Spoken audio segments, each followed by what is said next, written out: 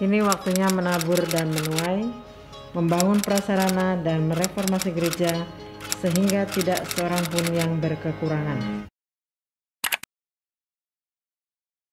Mengasihi Allah, membenci dosa, dan suka memberi. Shalom. Selamat hari Minggu, Tuhan memberkati kita dan kita masih melaksanakan ibadah di rumah kita masing-masing. Hari ini adalah hari Minggu tanggal 9 Agustus 2020. Kita akan merenungkan firman Tuhan dengan tema jalani hidupmu dengan kasih karunia Allah. Sebagai dasar firman Tuhan kita ambil dari Keluaran 33 ayat 1 sampai 23. Sebelum kita merenungkan firman Tuhan, kita akan mendengar dulu pujian Kasih Tuhan. Tuhan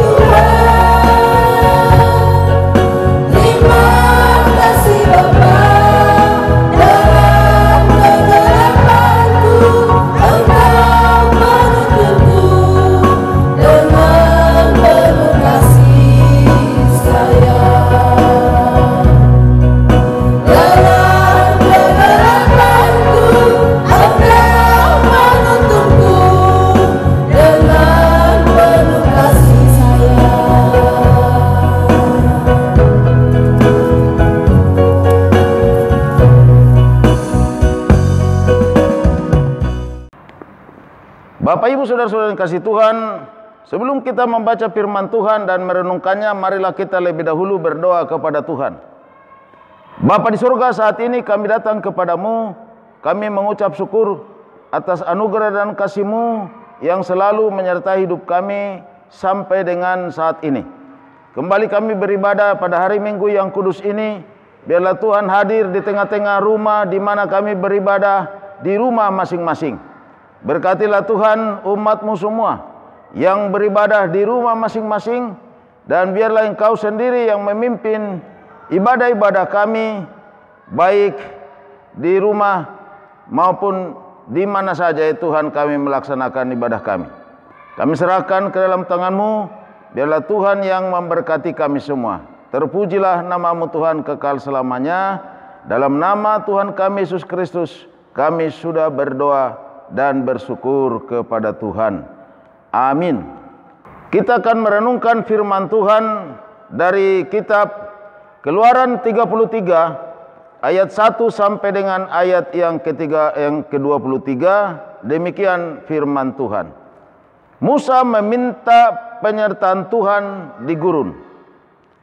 Berfirmanlah Tuhan kepada Musa, "Pergilah, berjalanlah dari sini, engkau dan bangsa itu yang telah kau pimpin keluar dari tanah Mesir, ke negeri yang telah kujanjikan dengan sumpah kepada Abraham, Ishak dan Yakub. Demikian, kepada keturunanmu lah akan kuberikan negeri itu. Aku akan mengutus seorang malaikat berjalan di depanmu, dan akan menghalau orang Kanaan, orang Amori, orang Het, orang Feris, orang Hewi, dan orang Yebus, yakni ke suatu negeri yang berlimpah-limpah susu dan madu. Sebab aku tidak akan berjalan di tengah-tengahmu, karena engkau ini bangsa yang tegar tengkuk, supaya aku jangan membinasakan engkau di jalan."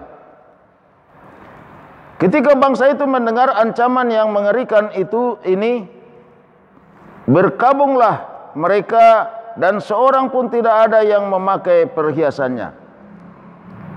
Berfirmanlah Tuhan kepada Musa, "Katakanlah kepada orang Israel, kamu ini bangsa yang tegar tengkuk.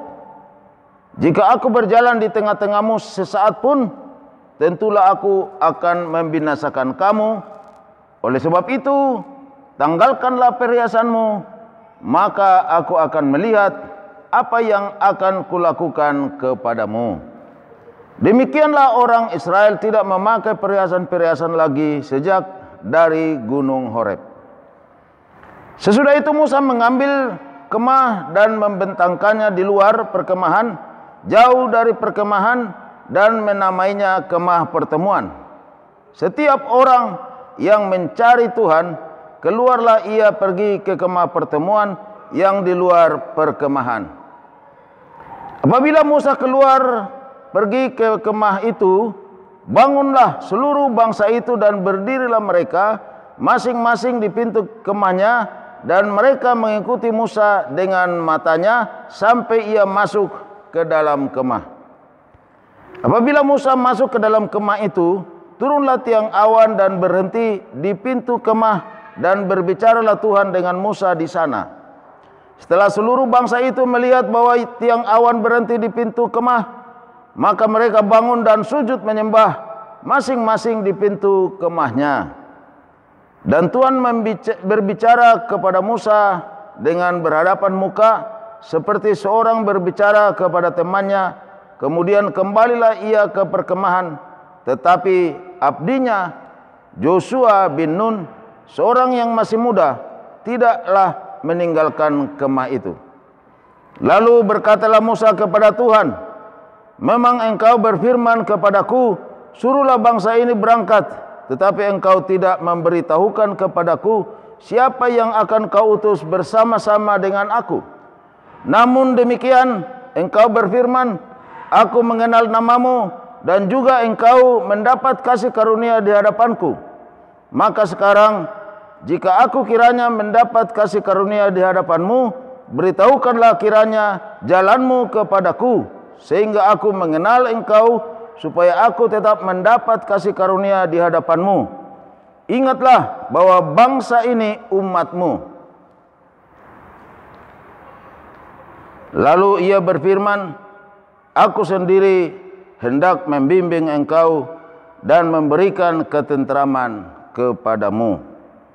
Berkatalah Musa kepadanya, jika engkau sendiri tidak membimbing kami, janganlah suruh kami berangkat dari sini. Dari manakah gerangan akan diketahui bahwa aku telah mendapat kasih karunia di hadapanmu, yakni aku dengan umatmu ini?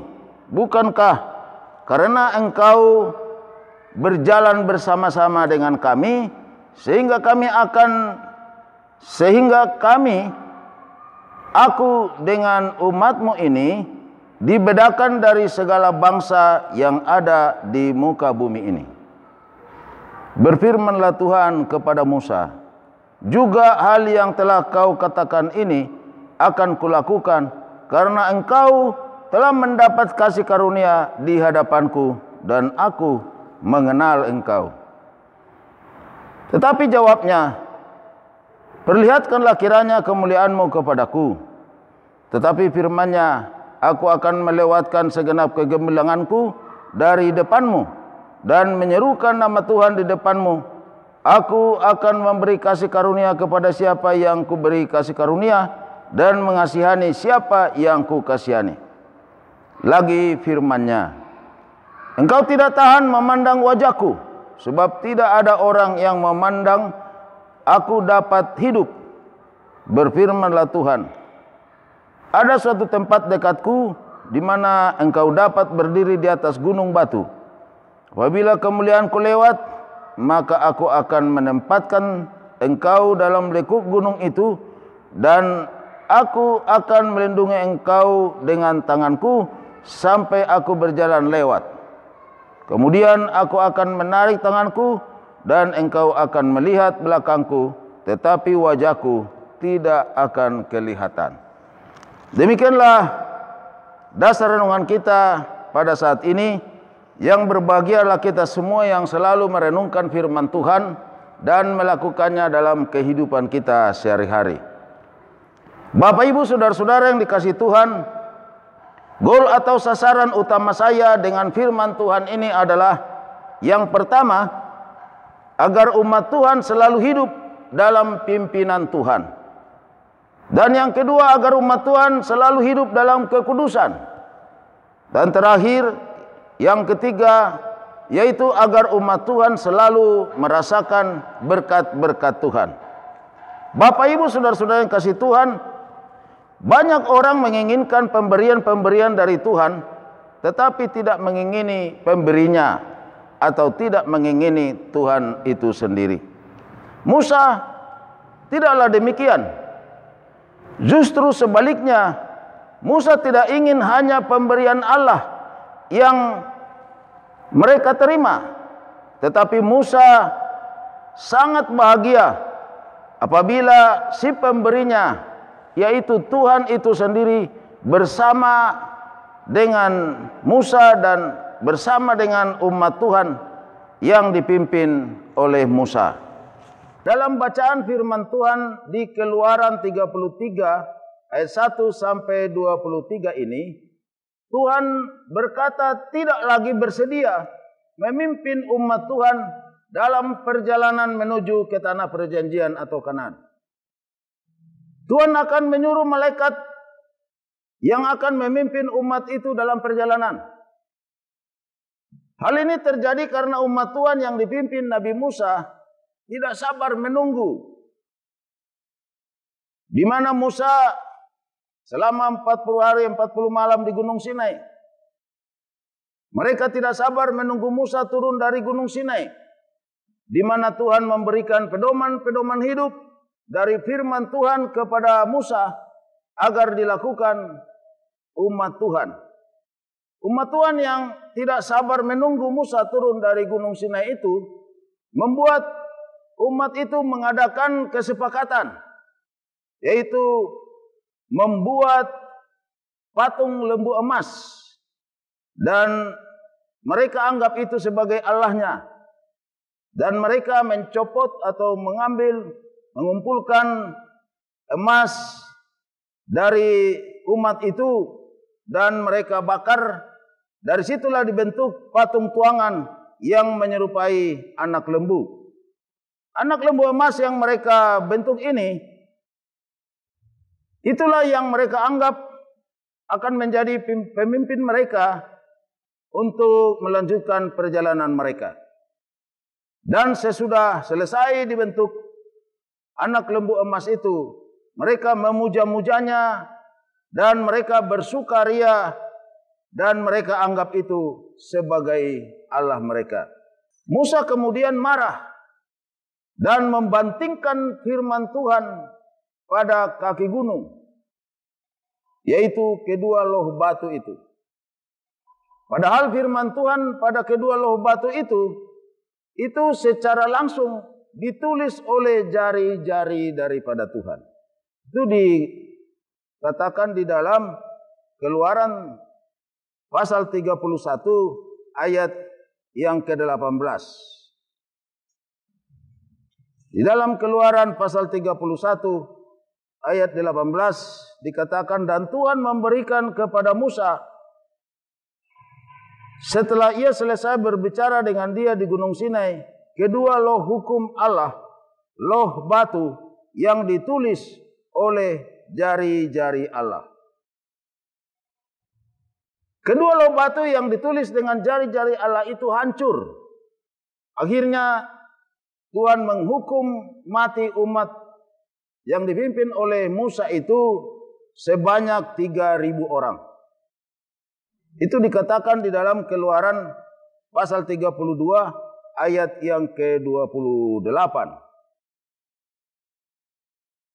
Bani Lewi melakukan seperti yang dikatakan Musa, dan pada hari itu tewaslah kira-kira 3.000 orang dari bangsa itu. Musa kembali lagi menghadap Tuhan di Gunung Sinai untuk memohon pendamaian atas dosa umat Tuhan yang dipimpinnya ini.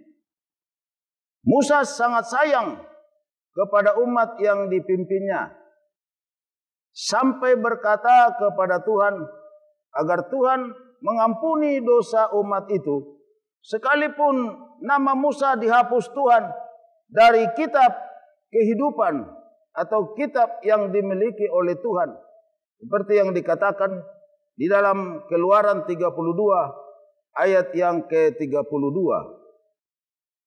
Tetapi sekarang kiranya Engkau mengampuni dosa mereka itu, dan jika tidak, hapuskanlah kiranya namaku dari dalam kitab yang telah Kau tulis.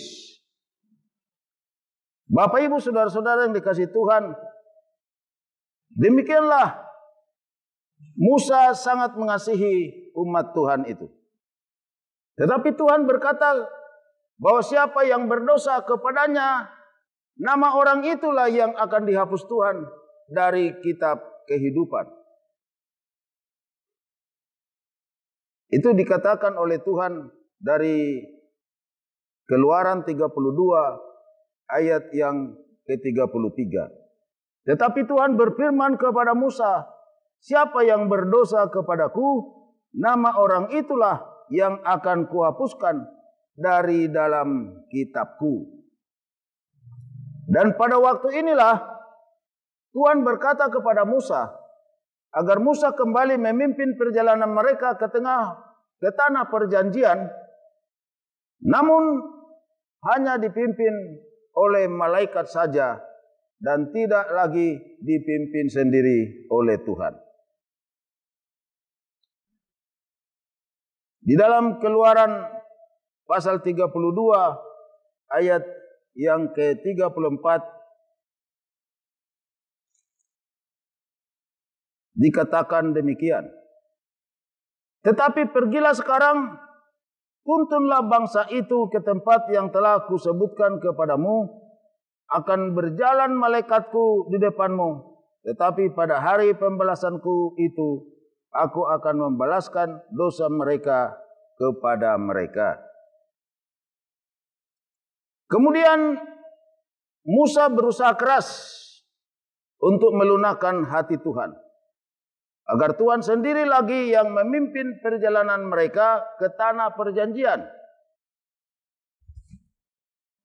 Itu kita bisa membaca dari Keluaran pasal 33 ayat yang ke-11 sampai dengan ayat yang ke-16. Dan Tuhan berbicara kepada Musa dengan berhadapan muka seperti seorang berbicara kepada temannya. Kemudian kembalilah ia ke perkemahan, tetapi abdinya Joshua bin Nun, seorang yang masih muda, tidaklah meninggalkan kemah itu. Lalu berkatalah Musa kepada Tuhan, memang engkau berfirman kepadaku, suruhlah bangsa ini berangkat. Tetapi engkau tidak memberitahukan kepadaku siapa yang akan kau utus bersama-sama dengan aku. Namun demikian engkau berfirman, aku mengenal namamu dan juga engkau mendapat kasih karunia di hadapanku. Maka sekarang, jika aku kiranya mendapat kasih karunia di hadapanmu, beritahukanlah kiranya jalanmu kepadaku, sehingga aku mengenal engkau, supaya aku tetap mendapat kasih karunia di hadapanmu. Ingatlah bahwa bangsa ini umatmu. Lalu ia berfirman, aku sendiri hendak membimbing engkau dan memberikan ketentraman kepadamu. Berkatalah Musa kepadanya, jika engkau sendiri tidak membimbing kami, janganlah suruh kami berangkat dari sini. Dari manakah gerangan akan diketahui bahwa aku telah mendapat kasih karunia di hadapanmu, yakni aku dengan umatmu ini? Bukankah karena engkau sendiri berjalan bersama-sama dengan kami, sehingga aku dengan umatmu ini dibedakan dari segala bangsa yang ada di muka bumi ini. Berfirmanlah Tuhan kepada Musa, juga hal yang telah kau katakan ini akan kulakukan, karena engkau telah mendapat kasih karunia di hadapanku dan aku mengenal engkau. Akhirnya dengan kasih karunia Tuhan kepada Musa, Tuhan bersedia kembali untuk memimpin perjalanan umat Tuhan ke tanah perjanjian. Bapak Ibu saudara-saudara yang dikasihi Tuhan, dari perenungan firman Tuhan ini atau dari peristiwa ini yang dapat kita ambil sebagai berkat bagi kita, yaitu ada 3 syarat yang kita bisa lihat agar kita bisa berjalan dengan kasih karunia dari Allah untuk menjalani kehidupan kita. Yang pertama, mohon selalu pimpinan Tuhan dalam perjalananmu. Kita tidak tahu peta perjalanan hidup kita. Artinya apa yang akan terjadi di depan hidup kita ini, yaitu apa yang akan kita alami, apa yang akan kita peroleh dalam hidup kita di depan ini atau di masa yang akan datang. Misalnya hal keluarga kita, anak-anak kita, cucu-cucu, karir kita yang kita usahakan dengan gigih, apa akan naik atau turun? Akan punya rumah milik sendirikah kita? Akankah kita mempunyai mobil sendiri? Atau mempunyai ini atau mempunyai itu? Akankah kita bahagia di hari tua? Semua itu kita tidak tahu jelas. Tetapi Tuhan sangat tahu tentang semua itu, tentang masa depan hidup kita. Oleh karena itu, sebagaimana Musa tidak tahu jalan Tuhan, seperti yang dikatakan dalam Keluaran pasal 33 ayat 13, di sana dikatakan oleh firman Tuhan, maka sekarang jika aku kiranya mendapat kasih karunia di hadapanmu, beritahukanlah kiranya jalanmu kepadaku. Demikian juga kita tidak tahu jalan hidup kita. Hanya Tuhan yang tahu jalan hidup kita. Disinilah pentingnya agar kita selalu memohon dengan segala keterbatasan kita kepada Tuhan, agar Tuhan selalu memimpin perjalanan hidup kita di dunia ini sampai kepada kekekalan atau sampai kepada tanah perjanjian surgawi. Selama kita hidup di dunia ini, Tuhan selalu di depan kita, memimpin perjalanan hidup kita dengan tiang awan dalam pengertian tanda petik, seperti tiang awan yang memimpin perjalanan umat Israel di padang gurun. Perjalanan hidup kita yang dipimpin Tuhan dengan tiang awan di waktu siang, yaitu untuk melindungi kita dari sengatan matahari, atau dalam pengertian rohani bagi kita sekarang, melindungi kita dari sengatan-sengatan dunia ini yang bisa menyengsarakan, bahkan menghancurkan hidup kita. Dan dengan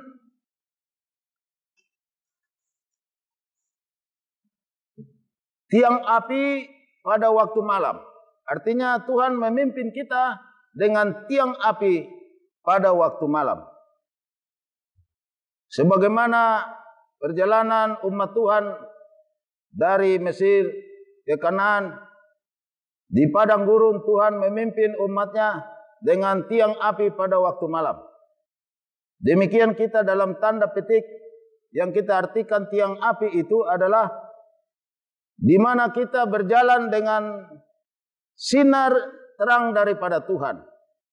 Dan sinar terang daripada Tuhan itu adalah firman Tuhan itu sendiri. Agar dengan firman Tuhan itu kita dapat melakukan hal-hal yang menyenangkan hati Tuhan. Dan dengan firman Tuhan itu kita dibentuk memiliki karakter yang diinginkan oleh Tuhan. Kita membaca dulu 2 Timotius 3 ayat yang ke-15 sampai dengan ayat yang ke-16 yang berbunyi demikian.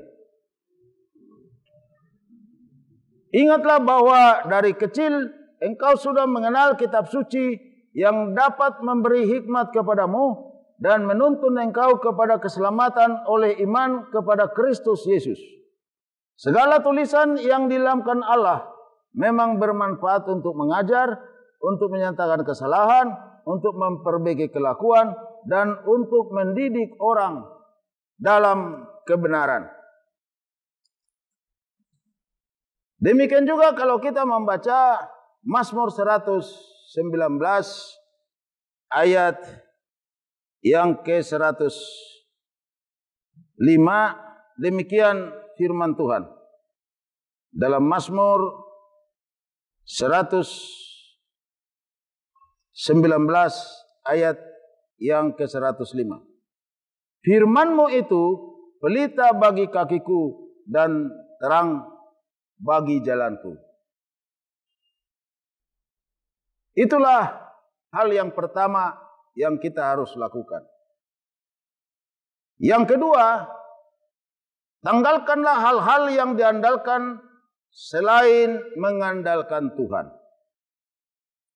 Dalam peristiwa di Keluaran 32 ayat 4 sampai 6, Tuhan memerintahkan umat Tuhan untuk menanggalkan perhiasan-perhiasan mereka. Maksud Tuhan di sini agar umat Tuhan itu tidak lagi mengulangi membuat sesembahan atau sebagai Allah mereka, sebagai pemimpin mereka, dengan membentuk patung apapun seperti kebiasaan yang ada di Mesir. Dan kebiasaan yang ada di Mesir, di mana mereka selama tinggal di Mesir, mereka lihat setiap waktu. Perhiasan-perhiasan ini adalah sebagai simbol atau simbol dari hal-hal duniawi yang kita artikan untuk kita di zaman sekarang ini. Hal-hal duniawi yang bisa diandalkan untuk memperoleh kebahagiaan duniawi ini kita harus tanggalkan. Tuhan tidak senang jika ada berbuat demikian. Dan Tuhan tidak senang jika ada yang mengandalkan segala hal yang di luar Tuhan. Bahkan Tuhan akan mengutuknya seperti yang dikatakan di dalam Yeremia pasal 17 ayat yang ke-5 sampai dengan ayat yang ke-6. Demikian firman Tuhan.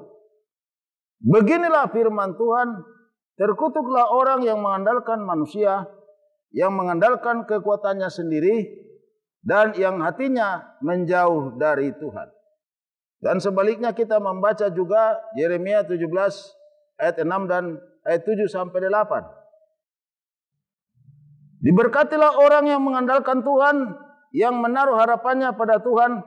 Ia akan seperti pohon yang ditanam di tepi air, yang merambatkan akar-akarnya ke tepi batang air, dan yang tidak mengalami datangnya panas terik, yang daunnya tetap hijau, yang tidak khawatir dalam tahun kering, dan yang tidak berhenti menghasilkan buah. Jadi yang tidak mengandalkan Tuhan akan memperoleh hal-hal yang tidak baik dalam hidupnya. Dalam perjalanan hidupnya, dia akan mengalami hal-hal yang menyengsarakan dia. Dan sebaliknya, yang mengandalkan Tuhan akan memperoleh hal-hal yang baik sepanjang hidupnya. Demikianlah hal yang kedua ini kita harus lakukan dalam hidup kita, yaitu hanya mengandalkan Tuhan dan tidak mengandalkan hal-hal duniawi. Yang ketiga adalah tunjukkan sikap hidup dalam Tuhan yang berbeda dengan sikap duniawi. Seperti yang dikatakan dalam Keluaran 33 ayat 16 sampai dengan ayat yang ke-17. Dari manakah gerangan akan diketahui bahwa aku telah mendapat kasih karunia di hadapanmu, yakni aku dengan umatmu ini? Bukankah karena engkau berjalan bersama-sama dengan kami, sehingga kami, aku dan umatmu ini dibedakan dari segala bangsa yang ada di muka bumi ini.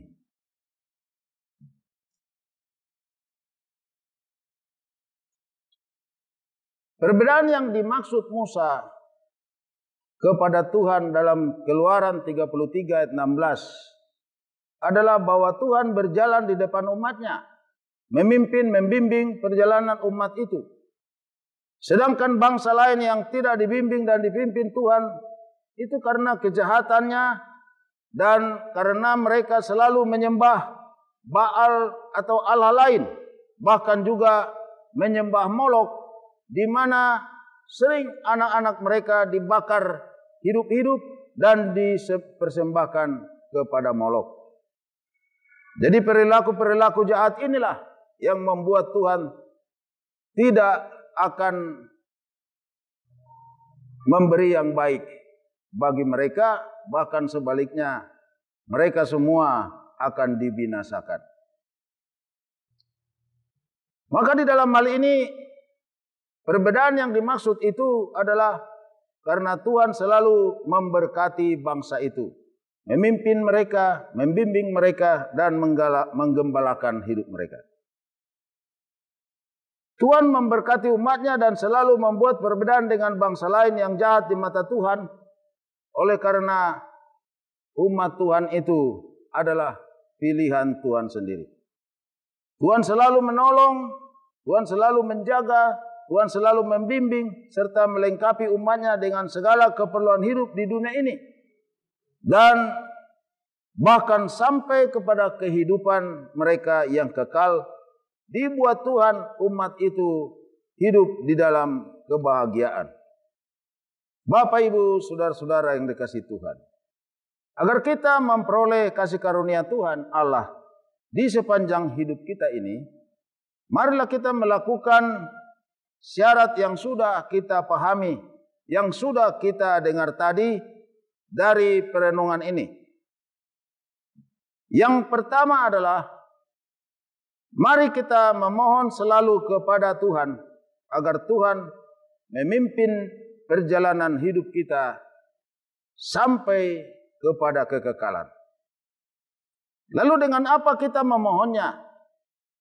Agar Tuhan memimpin kehidupan kita ini. Tentu dengan doa. Selalu beribadah kepada Tuhan. Selalu giat dalam pekerjaan Tuhan. Seperti yang dikatakan di dalam 1 Korintus 15 ayat yang ke-58. 1 Korintus 15 ayat 58, demikian firman Tuhan. Karena itu saudara-saudara yang kekasih, berdirilah teguh, jangan goyah, dan giatlah selalu dalam pekerjaan Tuhan.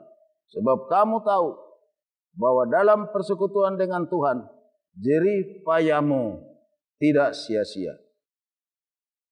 Demikian juga dalam pengertian memohon selalu pimpinan Tuhan dalam perjalanan hidup kita adalah kita harus selalu mendekatkan diri sama Tuhan. Kita harus selalu ikut serta melakukan perintah Tuhan, yaitu memberitakan bahwa Yesus adalah Tuhan Juru Selamat, penebus dosa dan pemberi hidup yang kekal. Agar kita selalu memberitakan Injil kepada siapa saja dan kepada orang-orang yang dekat dengan kita ataupun juga seluruh dunia yang sudah berusaha untuk memberitakan Yesus adalah Tuhan. Yang kita lakukan hal yang kedua adalah mari kita tanggalkan hal-hal untuk mengandalkan segala hal yang di luar Tuhan. Kita hanya mengandalkan Tuhan di dalam kehidupan kita ini. Tidak ada yang lain. Apalagi dalam suasana COVID-19 ini. Kita harus selalu mengandalkan Tuhan. Tidak ada lain yang kita bisa andalkan selain daripada kuasa Tuhan. Kita hanya berharap agar dengan kuasa Tuhan itulah kita terhindar daripada segala bencana, segala hal yang merusakkan hidup kita, yang merusakkan masa depan kita, dan kita selalu dalam perlindungan Tuhan. Jadi dalam segala hal untuk hidup kita, mari kita selalu mengandalkan Tuhan. Kita hindari segala hal yang mengandalkan di luar Tuhan. Sebab orang yang mengandalkan hal-hal di luar Tuhan, hidupnya akan terkutuk dan tidak akan mendapatkan segala yang baik daripada Tuhan. Sebaliknya, jika kita mengandalkan Tuhan, kita akan memperoleh segala hal yang baik dan segala berkat-berkat daripada Tuhan. Bapak, Ibu, saudara-saudara yang dikasihi Tuhan, hal yang ketiga adalah tunjukkan sikap hidup kudus yang tidak lagi hidup secara duniawi.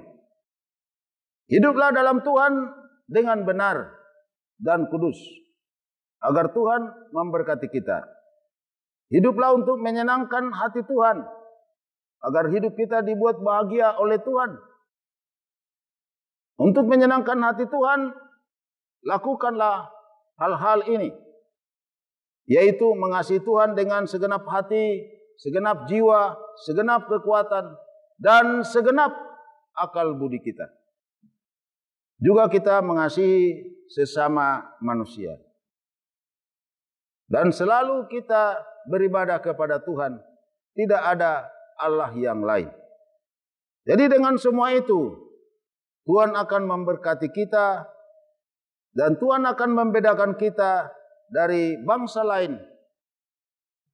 Atau dari suku lain. Atau dari pribadi lain yang tidak mengenal Tuhan, yaitu Yesus Kristus sebagai Tuhan dan Juru Selamat kita. Sebagai ayat penutup, mari kita membaca Mazmur 91 ayat yang ke-14 sampai dengan ayat yang ke-16. Demikian firman Tuhan. Sungguh hatinya melekat kepadaku, maka aku akan meluputkannya, aku akan membentenginya, sebab ia mengenal namaku. Bila ia berseru kepadaku, aku akan menjawab, aku akan menyertai dia dalam kesesakan, aku akan meluputkannya dan memuliakannya. Dengan panjang umur akan kukenyangkan dia, dan akan kuperlihatkan kepadanya keselamatan daripadaku. Satu ayat lain dari Keluaran pasal yang ke-23 ayat 25, demikian firman Tuhan. Tetapi kamu harus beribadah kepada Tuhan Allahmu, maka Ia akan memberkati roti makananmu dan air minumanmu, dan aku akan menjauhkan penyakit dari tengah-tengahmu. Saudara-saudara yang dikasihi Tuhan, inilah yang harus kita lakukan. Kalau kita selalu menyenangkan hati Tuhan, maka banyak bonus, banyak berkat, bahkan banyak rezeki yang diberikan Tuhan kepada kita. Perlindungan demi perlindungan akan diberikan Tuhan. Kita akan dijaga, dihindari daripada virus COVID-19 ini. Kita akan diberkati Tuhan dengan imunitas yang baik. Dan Tuhan selalu memberkati hidup kita di masa pandemi ini, di mana banyak mengalami kesulitan-kesulitan ekonomi. Bahkan kita sendiri pun mungkin termasuk juga mengalami kesulitan-kesulitan ekonomi. Tetapi tidak ada yang mustahil di dalam Tuhan. Kalau Tuhan melihat kita, kita selalu menyenangkan hati Tuhan. Kita selalu mendekatkan diri kepada Tuhan. Kita selalu hidup kudus di dalam Tuhan, menjauhkan diri dari dosa. Tuhan akan membuka segala jalan yang baik. Tuhan akan memberikan segala rezeki yang baik bagi kita. Tidak ada yang mustahil di dalam Tuhan. Oleh karena itu, Bapak, Ibu, saudara-saudara yang dikasihi Tuhan, mari kita selalu hidup kudus, menjauhkan diri dari dosa, mendekatkan hidup kepada Tuhan, selalu mengandalkan Tuhan, dan kita semuanya akan diberkati oleh Tuhan.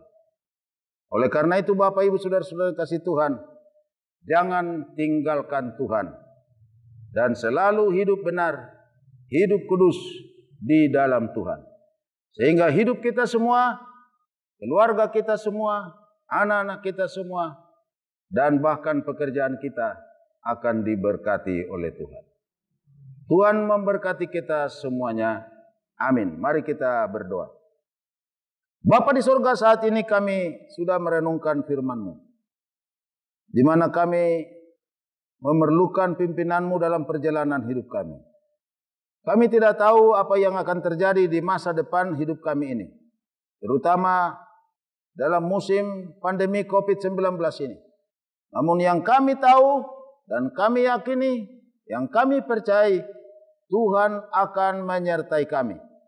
Tuhan akan di depan memimpin perjalanan kami. Tuhan akan menghalau segala yang bisa menyengsarakan hidup kami. Tuhan akan menjaga kami, melindungi kami dari panas terik matahari yang kami artikan secara rohani, yaitu sengatan-sengatan duniawi yang bisa menghancurkan hidup kami. Oleh karena itu kami serahkan kepadamu, dialah Tuhan yang memimpin hidup kami ini. Demikian juga Tuhan berkati kami supaya kami selalu mengandalkan Engkau dalam segala hal. Tidak ada yang lain yang kami andalkan selain Tuhan. Tidak ada yang lain yang kami andalkan selain kuasa Tuhan. Tuhan memberkati kami semua, bahwa hanya dengan kuasa-Mu itulah kami bisa melewati pandemi COVID-19 ini. Tuhan memberkati bangsa dan negara kami. Tuhan memberkati Bapak Presiden kami, Wakil Presiden kami, yang mengatur semuanya, segala hal yang berhubungan dengan kesehatan masyarakat, perekonomian masyarakat, dan kemajuan bangsa kami ini. Berkatilah Bapak Presiden kami, Wakil Presiden kami supaya sehat, diberi kekuatan oleh Tuhan, diberi hikmat dan kepintaran oleh Tuhan. Dan kami juga berdoa untuk gugus tugas yang mengurusi COVID-19 ini. Tuhan melindungi mereka, menjauhkan mereka dari virus COVID ini. Dan Tuhan juga melindungi, menjauhkan dari virus COVID ini semuanya yang bertugas di rumah sakit, baik pihak dokter, perawat, maupun sukarelawan. Berkatilah Tuhan masyarakat kami di Indonesia ini, supaya kami senantiasa menjaga segala hal dan melakukan sesuai dengan yang sudah ditetapkan dalam protokol kesehatan. Tuhan memberkati yang masih diisolasi di rumah-rumah sakit akibat COVID-19 ini. agar mereka bisa segera baik, segera pulih, segera sembuh, dan pulang ke rumah dengan tidak kurang suatu apapun. Demikian juga yang sedang berada di karantina, supaya mereka semua sembuh dan mereka kembali dengan senang hati pulang dengan sehat ke rumah mereka masing-masing. Bapa di surga, berkatilah pelayanan-pelayanan gereja dimanapun berada. Tuhan memberkati juga pelayanan kami. Biarlah Tuhan memberkati umat-Mu. Tuhan memberkati mereka dalam tugas pekerjaan, memberikan rezeki yang baik, menjauhkan segala hal yang tidak baik, menjauhkan kami dari segala mara bahaya, sakit, penyakit, dan kecelakaan, memberi hikmat kepintaran kepada anak-anak kami yang sekolah, menjaga anak-anak kami yang baru lahir, yang masih balita, yang belum sekolah. Tuhan juga membuka jalan bagi yang sudah tamat sekolah SMA, yang ingin bekerja, yang ingin kuliah, supaya mendapat tempat di perguruan tinggi. Tuhan memberkati kami semua. Terpuji-pujilah nama-Mu Tuhan kekal selamanya. Berkatilah umat-Mu, kalau ada yang sakit, Tuhan jamah dan Tuhan sembuhkan mereka semua. Kami serahkan kami semua kepadamu. Biarlah Tuhan senantiasa menjaga dan memberkati hidup kami, dan memberikan kekuatan, memberikan kepada kami segala yang kami butuhkan, yang kami perlukan. Dan kami senantiasa memuji muliakan nama-Mu, membesarkan kerajaan-Mu, dan kami senantiasa selalu berusaha untuk menyenangkan hati Tuhan. Inilah doa kami yang kami panjatkan kepadamu di dalam nama Tuhan kami Yesus Kristus, Tuhan dan Juru Selamat kami yang hidup. Amin. Kita akan mendengarkan pujian yang kedua dengan judul lagu Tuntunlah Kami Tuhan. Amin.